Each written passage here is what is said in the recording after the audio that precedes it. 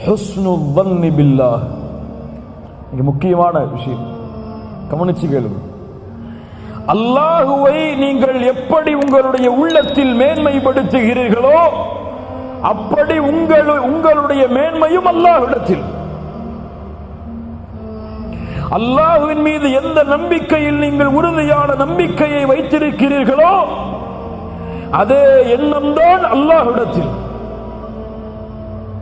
அல்லாஹுவோடு நீங்கள் எப்படி நடந்து கொள்கிறீர்களோ அப்படித்தான் அல்லாஹுவும் உங்களோடு நடந்து கொள்வான். என் ரப்பு என் கவலையை நீக்குவான், அல்லாஹ் உங்கள் கவலையை நீக்குவான்.